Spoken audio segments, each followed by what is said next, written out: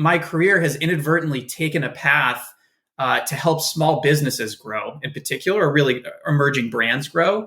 I now call this Robin Hooding, because what I've learned about myself is what I absolutely love to do is to figure out what brands that have budget, bandwidth, and expertise, figure out what they do, and then find ways to productize that and offer it for much less expensively than those big brands do to everyone else that wants to aspire to be a big brand themselves. And I am exceptionally lucky to have found Klaviyo at this point in my career and at this point in its journey to help bring that to so many businesses. I mean, we serve over 42,000 brands around the world, which is awesome to wake up every day and know that you can help them grow too. Welcome to Season 3 of eCommerce Fastlane, Episode 101.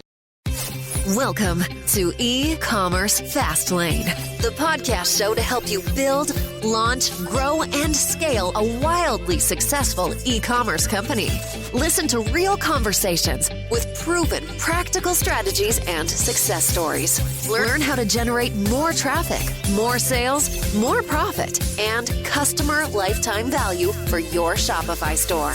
And now, your host and e-commerce entrepreneur, Steve Hutt. This episode is brought to you by the team at Rewind. You know something? Accidents can happen, and they can have a major financial impact on your business. What happens if you install an app and it messes up your theme?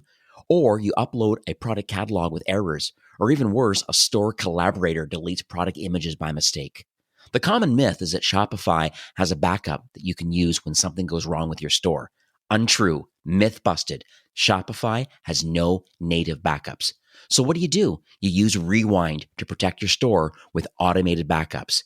Rewind should be the first app you install to protect your store against human error, misbehaving apps, or collaborators gone bad. It's like having your very own magic undo button.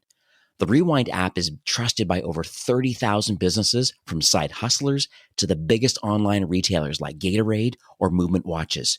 And best of all, respond to any of their welcome emails and mention the eCommerce Fastlane podcast, and you'll get your first month of backups absolutely free. Protect your business, get peace of mind with Rewind backups. Download the app today from the Shopify App Store or by visiting rewind.io. Hey there, it's Steve, and welcome back to the eCommerce Fastlane podcast. Now, if this is your first time listening, this is an e-commerce show where we have honest and transparent conversations about building and thriving with your store powered by Shopify or Shopify Plus. New episodes are available each week with your favorite podcast player through iTunes, Stitcher, Google Play, and Spotify, or you can also sign up online at ecommercefastlane.com and be notified when a new show is being released. Now, my guest on today's episode is Jake Cohen, and he is the head of product marketing for Klaviyo. And they're a great marketing platform, a truly great partner for Shopify, and actually recently have become a Plus technology partner. And what they do, which is really awesome, is they actually use email, SMS, and sign-up forms. I'm sure other things we'll dig into in this show. They really are here to help Shopify brands make money literally on day one, and they're a partner to help you grow and scale. Really timely episode, middle of a pandemic right now. I know things are starting to open up, but this lifecycle marketing and just marketing automation in general are really hot topics. That is why Klaviyo is on today. So hi, Jake. Welcome to eCommerce Fastlane. Thanks for having me, Steve. Excited to be here. I mentioned a tiny bit at the top. A lot of people probably know who Klaviyo is, but I'd love to hear it in your own words. What sort of problem does the platform aim to solve for Shopify brands? I have to give you credit. You did a pretty good job setting this up. All right, fair enough. But to just reiterate a couple of key sentiments, we truly are built to help e-commerce brands grow. We pride ourselves on having a platform that is really the only in the world where you can sort of launch a new business or a new product, and you can continue to use it to scale all the way up to being bigger than even, say, Kylie Cosmetics. Any of the sort of key customer experiences that you dream of by, again, any life cycle stage or any specific part of the customer journey, you can execute on Klaviyo across email, SMS, dynamic web experiences like sign-up forms, and even making your Facebook advertising more efficient by using our segmentation to have better targeting. Insanely focused on helping e-commerce brands grow and continue growing as far as they possibly can and want to. So tell me a bit about your journey leading up, I guess, to becoming head of product marketing. What would you say uniquely positions you and the founding team, I guess, to have the desire and the expertise to want to create this platform? I'll tell a little bit about me and a little bit about our CEO. My secret, which I guess until today, no one really knew, is that my mother actually started an advertising agency when I was one, which was more years ago than I'm willing to say right now. And so she would take me on pitches, and I grew up in my house at the dinner table. My father ended up working for her. My parents were talking about how to acquire new customers for their clients, how to get new clients, how to keep their employees happy, what the right strategies are for getting the message out. This is literally, it's 7 years old, what we talked about. And I thought that was an entirely normal way of growing up. And I've only since learned that that's very bizarre and totally weird, but really useful when you're thinking about helping businesses grow. For me, my career has inadvertently taken a path to help small businesses grow, in particular, or really emerging brands grow. I now call this Robin Hooding, because what I've learned about myself is what I absolutely love to do is to figure out what brands that have budget, bandwidth, and expertise, figure out what they do, and then find ways to productize that and offer it for much less expensively than those big brands do to everyone else that wants to aspire to be a big brand themselves. And I am exceptionally lucky to have found Klaviyo at this point in my career and at this point in its journey to help bring that to so many businesses. I mean, we serve over 42,000 brands around the world, which is awesome to wake up every day and know that you can help them grow too. I love the reverse engineering. I think that's a really great mindset to have, because I think there's a lot of success out there. But I think the challenge is that a lot of people look at these larger brands, that, like you said, that have the bandwidth or the budget or just the human capital to be able to execute. I like what Klaviyo is doing as far as taking larger view of these bigger brands and saying, well, how can we scale it down and still let small to mid-sized players still execute on these strategies? But not only execute, but afford it. How can we make it as cheap as possible for them to take advantage of the same strategy so that they can capture all the upside and grow? So what's interesting about our founding story, which I don't think everyone knows, I think similarly to Toby, our CEO, Andrew, or AB as we call him, was an engineer previously. And he worked at a consulting firm that crunched data for Fortune 50 B2C brands to help them segment and understand their customer bases better. And what he learned was these big brands would pay a lot of money to get this segmentation and understanding, and then they'd have to go get some other service to go execute on that understanding through marketing. Mm-hmm. And he said, well, this is crazy. It shouldn't cost so much to do this, and you should be able to take action on your insights. And that was the founding impetus that became Klaviyo. Very cool. Let's dig into this pandemic, because we're in the midst of it right now. I know retail, as I mentioned at the top of the show, is starting to open up, but then you also hear some recent conversations that they're now going back to stage 2 and things are starting to close up again. It's just, so it's back and forth, but then there's certainly an upside to the e-commerce component, because people still have to shop. They still have to buy products and whatnot. So let's talk about what Klaviyo has been doing recently in the last 3 or 4 months to help brands during this pandemic. Are you able to share some details of any services or any platform updates that are helping these brands? So we've done a ton to help brands during this pandemic. On March 17th, we surveyed a whole bunch of our customers, mutual customers, frankly, and said, hey, what could we do to be helpful for you right now? And the overwhelming response was, can you just tell us what's going on? And so we said, okay, let's figure that out. And so we started literally on March 17th, creating a survey and sharing the results among e-commerce owners on what they were seeing, what they were doing, and the problems that they were facing. And we published that every single day for the past 3 or 4 months. And we've added to that. So we now added a consumer survey to understand consumer sentiment as a leading indicator of what will happen to sales, even though it hasn't happened yet. And we also recruited a senior data scientist on our team to mine the data that we have across, as I mentioned, 42,000 brands around the world to understand what categories are performing well, what is causing, certain brands to spike, which specific products are selling well, what categories are doing well, and compared it to last year so that brands can give themselves a comp to understand if their performance is in line with the rest of their category or exceptionally high or low. So let's dig into some of that research then. So what has Your data What's happening? scientists. Yeah, like what's going on? Like I'd love to hear, I guess, the cliff notes on this. Yeah. So first for the audience, this is all published and publicly available. If you go to Klaviyo.com, there's a section called resources in the nav bar. And under there, there's COVID-19 insights. And if you click on that, you can see all the charts that I'll be referencing, which get updated daily. What we've seen year over year is that sales is up well over 100% across all of Klaviyo customers. So our customers are exploding. Interestingly, my favorite graph to look at is how apparel and accessories has performed. Year over year, they were up about 20% from January to March as a category. From March 1st to March 15th, sales completely plummeted, where on March 15th, sales for 2020 were below the same day last year. Since then, apparel and accessories has rebounded spectacularly to be up about 89% and is now kind of flat from May 1st to today, consistently being up 80-90% over last year. Wow. That's interesting data. And I see that too. I manage quite a few brands in fashion and apparel and, and some CPGs in the subscription side of the business. And I'm finding a lot of those brands had the exact same thing.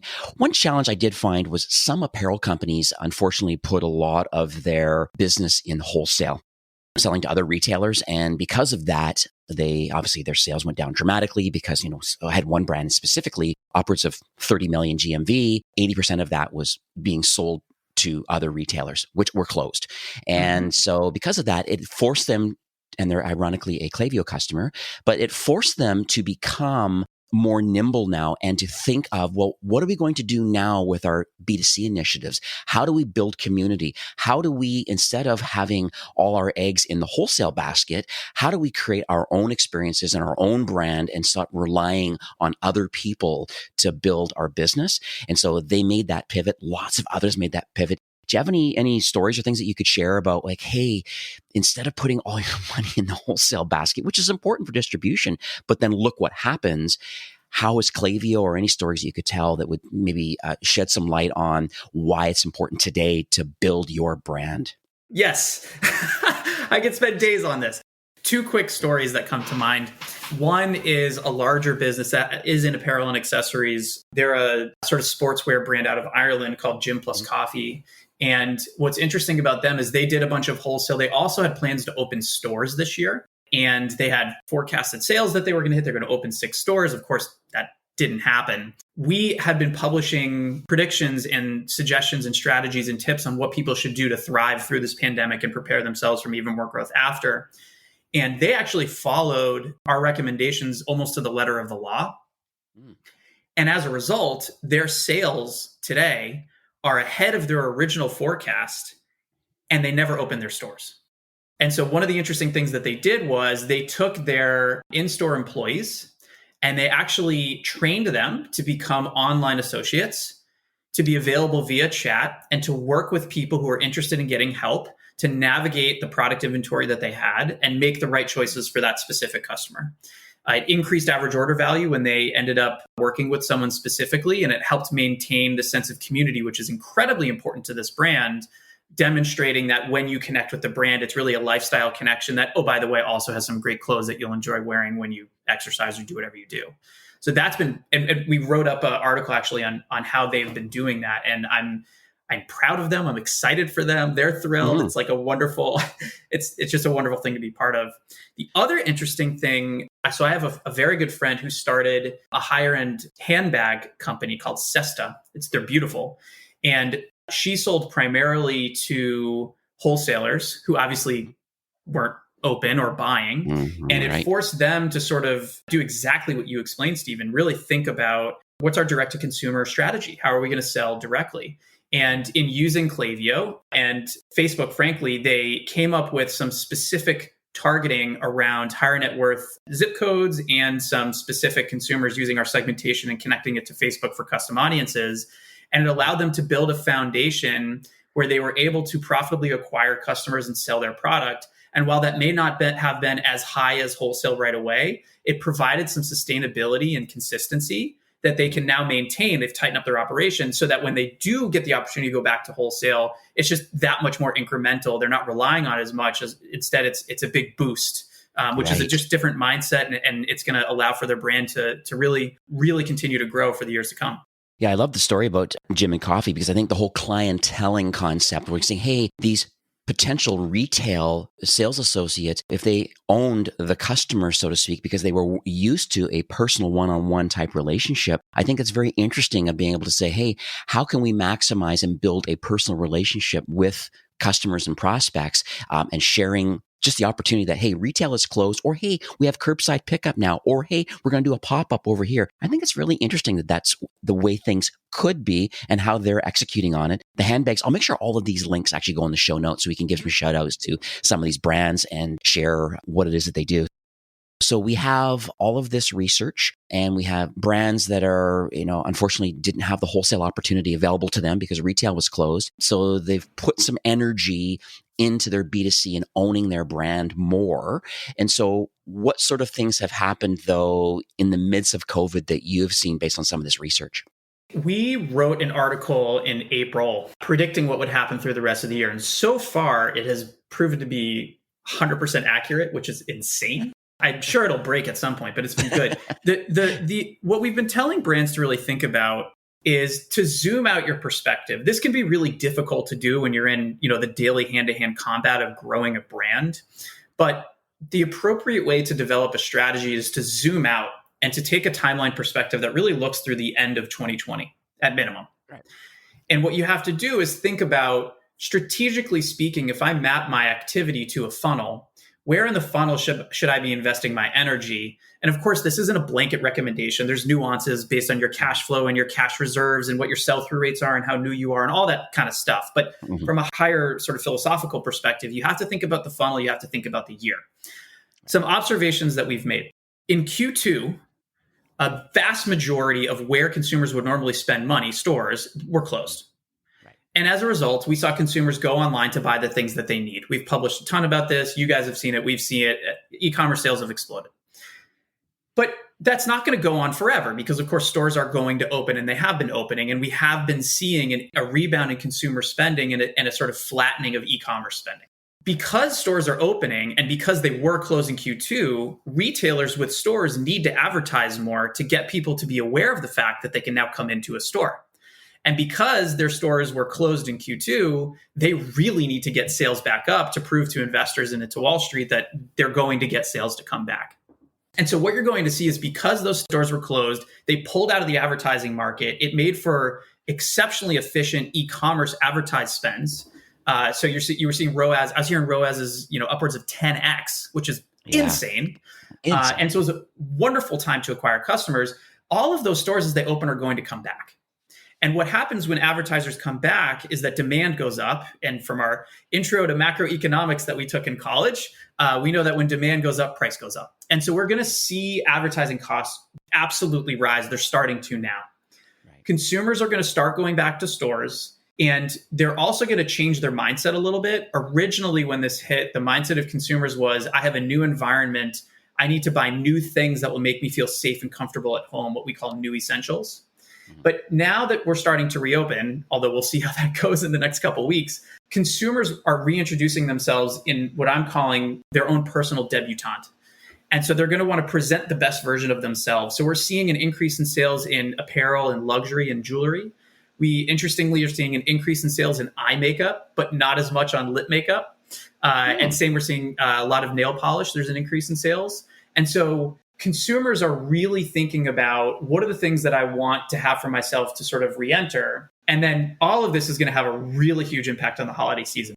This is really timely information because I think that's exactly what I've seen on my end. You're right. The ad costs were very favorable and the ROAS was like incredible throughout COVID. Just because traditional retail was gone. And so because of that, there was a lot of available inventory to be able to advertise. And things are starting to change now. And I think it's opening up people's minds about understanding what life cycle marketing is, these concepts that they may not have heard of or haven't executed on it. So I think there's been lots of learnings about life cycle, understanding active and at-risk or churned customers and loyal customers and trying to figure out how we market to those types of customers. And so that's been an interesting conversation that I've been having recently. And then so maybe we can dig into a little bit of that because I know BFCM is right around the corner. I just pulled up something recently this morning. It's 140 some days before BFCM. I know it may sound odd, but really it's 4 months away and people are concerned about a potential resurgence of COVID. They're worried about just the social distancing and not wanting to stand in line at a traditional retail location. And then just the throughput. Just think of Costco as an example. I mean, they're still clicking people in and clicking people out. And there's, the 6 foot distance between people. And so all of that is obviously choking a little bit of the throughput of traditional retail. And some people just don't want to hang out with their people right now because they want to wait for a vaccine or whatever. So they're going to still shop online. And so knowing that, I believe that this year, this BFCM, like every year, is continuing to grow. I mean, Shopify is really ramping up knowing that that's going to be the case. Hopefully there's not a resurgence. If there is, then so be it. So Shopify will have a platform to be able to manage these small and mid-sized brands, even the enterprise ones. We're there to help them. But let's talk about what sort of things do you believe Shopify brands should be doing now? I mean, we obviously talk a little bit about building your brand and building a customer base and building an audience, but do you have any other concepts and topics people listening say, what should they be working on? Just thinking about now that we're in the midst of Q3, and we're soon to roll into Q4, which is traditionally the largest and most impactful time of the year. Yeah, I could not agree with you more on what's going to happen as it relates to Black Friday, Cyber Monday from a consumer spending pattern. It's going to be huge for e-commerce. And in fact, we're predicting that this is the first year that e-commerce domestic sales in the US top $1 trillion. Pretty confident in that. I'd bet pretty hard on that. So you heard it here first. We think we're going to see that. All right. But, a couple of things. You said earlier this notion of owning the customer, which I could not agree with more. We tout this philosophy called owned marketing, which is the opportunity to communicate with your customers directly and not having to pay for access to them through, ads or whatever else. And if ever there was a time to overinvest in creating relationships so that you own them and can communicate as you please, now is the time. Because we see an absence of larger retailers reaching out to advertising, communicating with consumers, consumer mindshare is more available. And if you can get in front of them and you can, literally the advice that I was telling people is you should not be spending on ads and comparing it to how much sales you get. You should just try to break even with those and get as many customer contacts as you possibly can. Because as you nurture and build those relationships, you're set up in a situation coming into the holiday season where you do not need to spend on advertising to get in front of those people, and you can make them aware of all the things you're offering and all the sales and all the specials and all new product so that you can get them to come buy from you. I expect, by the way, just to touch a little bit on what's going to happen in the holiday season, there's this fascinating unspoken truth about brick and mortar retail that's happening right now. Brick and mortar retailers need 6 to 9 months to anticipate how much inventory they need to buy in order to get it in stores in time. So if you look at the holiday season, which is December, November, if you back up 6 to 9 months, that's literally March to now. Right. And so what executives at these stores have had to do is to anticipate how much demand will there be in store in 6 to 9 months when they can't even understand what's going to happen next week. The other problem that's going on is typically when stores can't sell through their inventory from consumers, they sell it to off-price retailers like TJ Maxx and the like. But those brands weren't buying inventory. So what you have is a whole bunch of brick and mortar businesses that have a surplus of, and I mean larger retailers that have a surplus of inventory that they can't sell through, which restricts their cash flow. They're taking out debt, which they don't want to do, and they have to service their rent in order to buy enough inventory for the holiday season. And because their sales were so off in Q2, they're going to have to double down on Q4. So what's going to happen? They're going to advertise big sales early. And I think they're going to run out of inventory early. So I'm expecting us to start to hear legitimate sales for the holiday season in, honest to God, September. And we're going to run out of inventory in stores in October. And there's going to be a massive panic on, where can I get the things I need? And what are consumers going to do? They're going to turn online. But the problem is ads will be expensive then. So the move is you need to, right now, focus on building a customer base that you, quote unquote, own, that you can communicate with through email, through SMS, through your own website, through mail, like whatever you want. so that you can not rely on competing for that mind share later and overspend on advertising, but actually set yourself up to take advantage of all the demand that's going to exist because brick and mortar brands can't serve it. Yeah, I love that. I love building your email list. I love the idea of getting SMS opt-ins. I think that's a very smart tactic right now. It's almost like you're okay to have return on ad spend of 1. Correct. Just because then you own that customer and then you have the opportunity. It almost reminds me of like Facebook Messenger, for example. They have some pretty affordable ads and things that you can get right now. And I think it's called the click to messenger ad product. But it's so interesting right now where people very affordably can create a messenger opt-in one time very affordably. Then you have the authorization now to be able to communicate with that customer moving forward. So that's one tactic I've been talking. Even push notifications, another great tactic. Even if you're not going to do any browser push notifications to people, to your potential prospects or customers, at least if you're building the push opt-in now, you have an opportunity to send a campaign through push or through Facebook Messenger or through text and email, as Klaviyo fits into that mix. So I think that's very brilliant tactics right now for people to execute on. Yeah, and one thing that people may not know, and I'm probably not supposed to share this secret, but I'll share it because we really believe in helping brands grow.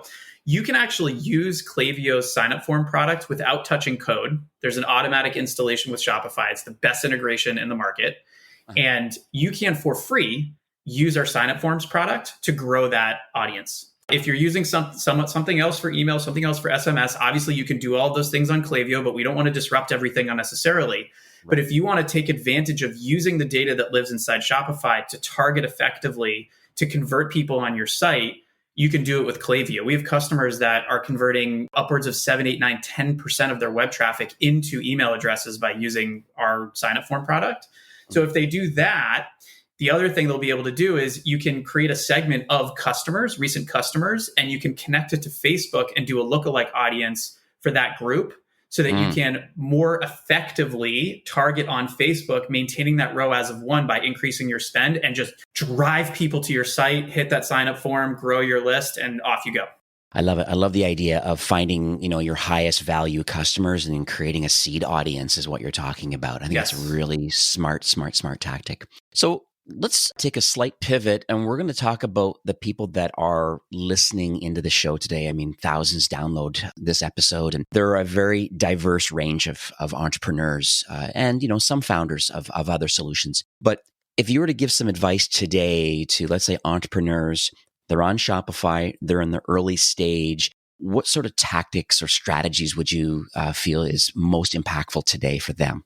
It's all about growing a list and honoring that relationship. I like to explain that when you have a contact, you need to continually earn the right to continue to communicate with that contact. You can't just, as a result, hammer whatever you want to say to them as often as you want, because then they'll say, forget you, I'm out. So I would say the magic is make sure that you give people the opportunity to connect with you and make sure you think about how do I continue to earn the right to send the next message? Right. What will happen when you think that way is you will have a ton of ideas and you'll have a ton of nuances of things you want to execute. For example, I want to send a campaign about a specific product I want to sell through and I'm at the end, but I don't want to send that to everyone because some people have bought it. I want to send it to people who haven't yet bought it and people who have been to my website recently so I can make sure that it's relevant to them without overdoing it. And what you'll find when you go through these lists of ideas is you are actually quite smart and really able to think through what are the right things I want to test, because everything's testing, because every business is different. Every relationship with every consumer is different. And so what I would encourage brands to do is to make sure you pick a marketing platform, just like you chose an e-commerce platform that's flexible and allows you to get from idea to in market very quickly.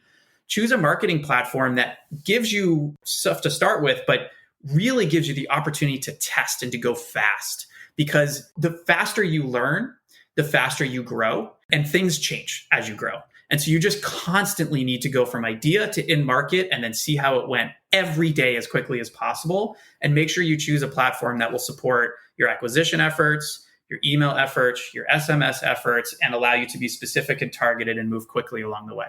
Love it. So what about those that are listening today that would be more, I guess, considered in the mid-market, maybe even enterprise brands? They're likely on Shopify Plus. They'll have a small team. They're very eager to grow and scale. What's the best advice that you can share today? I guess almost assist either the executive team or probably the marketing team. When you basically get into Shopify Plus territory, that's a special time because all of the conventional playbooks that have worked getting from a brand from zero to, X single digit millions of GMV, they no longer apply. You need to learn what's right for your brand, what expectation your customers have set from you. And so you need to sort of find your way through the dark to find the things that work. And so we eventually started working with a large customer that was using 4 or 5 different platforms, which they consolidated onto Klaviyo. And the benefit for them was it allowed them to take their disparate teams who had ideas and to get them in market. Literally, they'd have an idea in the shower and they'd go in market that afternoon. And they'd be able to see the results that night, report to their executive team, say this worked or it didn't, run a test and go.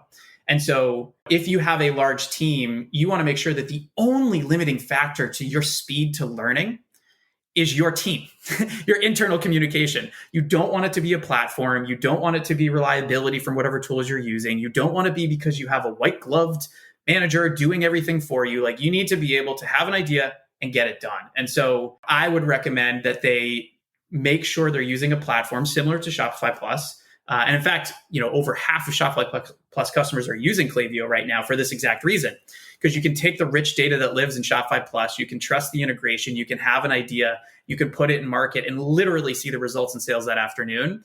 And you can iterate day over day to make sure that you're growing and improving and testing and growing and improving. And so I strongly recommend, if you're not already using a agile platform like Klaviyo, you check it out, because it's just going to help you go faster and respond to this very dynamic environment that we're in.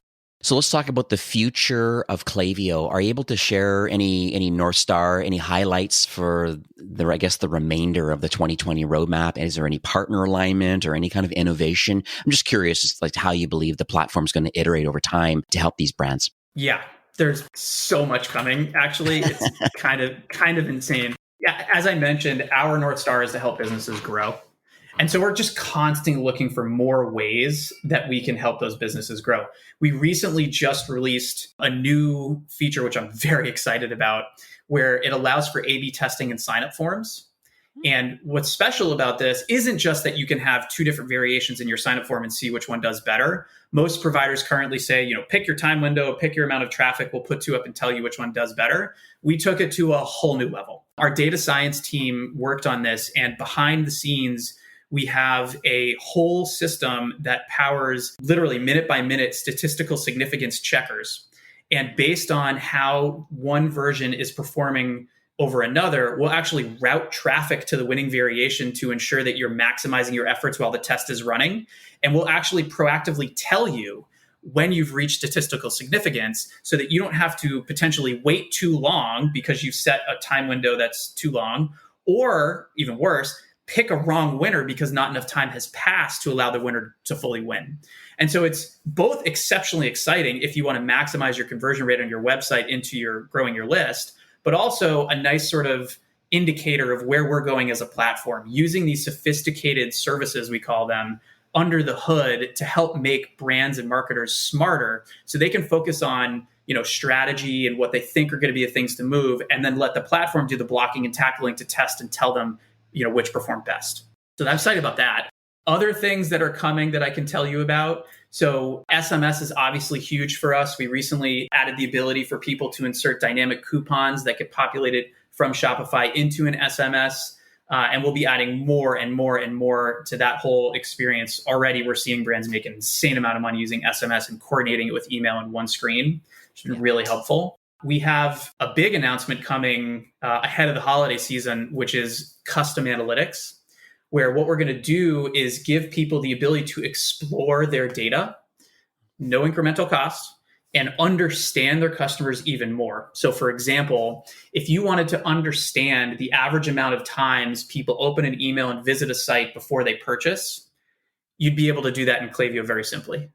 If you wanted to see for anyone who bought this specific product, how many subsequent purchases did they make, or how much money have they spent, or what's their predicted customer lifetime value, which is a statistic that we calculate for you, you'd be able to understand that within a specific segment, across your whole customer base, split up by how much they've spent. Literally all of these things will be available within a click, which is very exciting for us. The other exciting thing that I think people will be excited about are increased flexibility and performance from our flows. So we're going to have ways for people to get basic email notifications when things happen as a result of a flow. And we're looking into imagine changes in your catalog triggering flows. I'll leave it at that. We're working on some increased functionality there that I think people will be really excited about. Quite a few brands that I manage that are on Shopify Plus, and one of the value props of being on Plus is a solution called Shopify Flow. And Flow is Shopify's take on automation. So it really helps streamline a lot of repetitive tasks. And also, it's interesting because some great partners like Klaviyo, for example, have created a Flow connector. And what a Flow connector typically is and the way Flow works is there's a trigger and then some kind of condition, and then there's an action. And so when you have a direct connection to Flow through a connector, it can then do something in the other tools. You don't have to disrupt your current tech stack. So if you're on Shopify Plus, you have Flow activated. Klaviyo is a platform that you're using. They do sync together and they work together. Are you able just to give a little high-level overview of a couple flows or the reasons why you created this connector?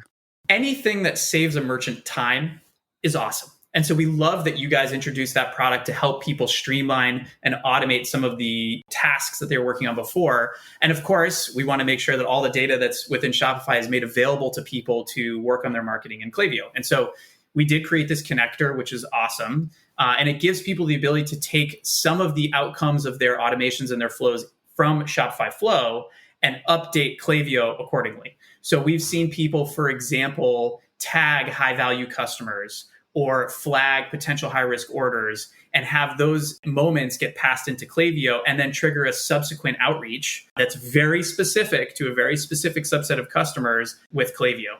And so it's basically yet another way that merchants can find a specific case, use case or customer experience that they want to customize and make just a specific way and have it automated all the way through. So once it's set up, they don't have to think about it again.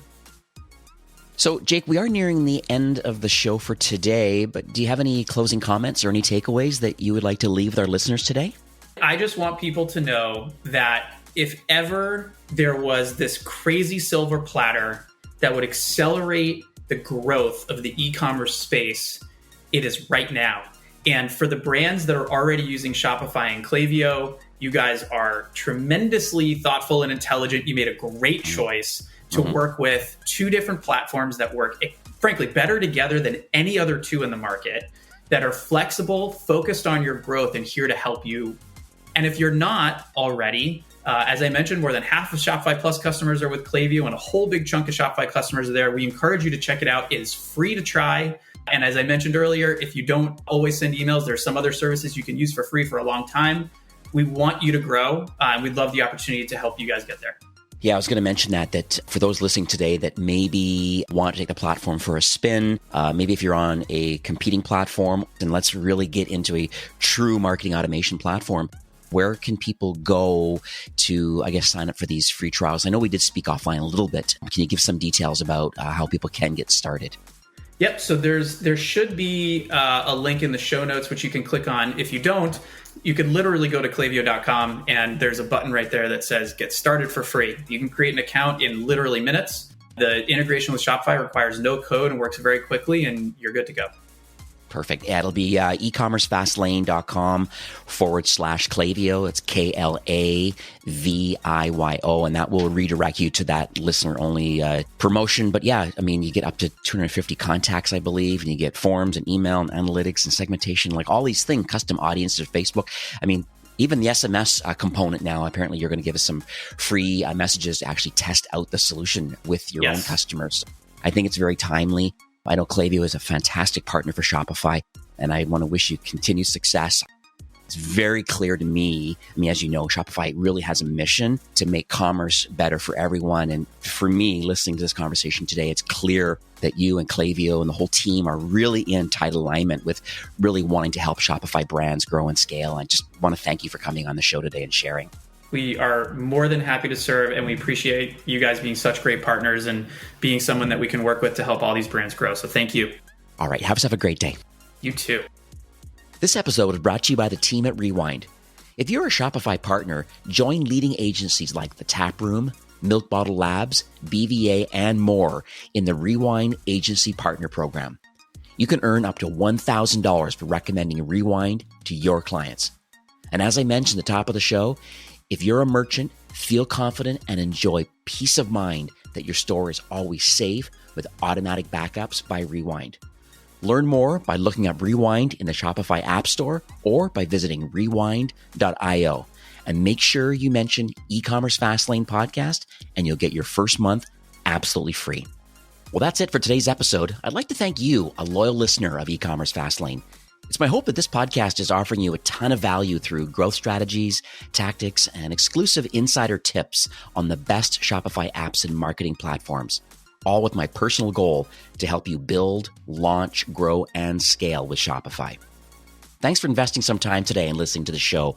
I'm so proud and excited that you have a growth mindset and are a constant learner. I truly appreciate you and your entrepreneurial journey. Enjoy the rest of the week and keep thriving with Shopify.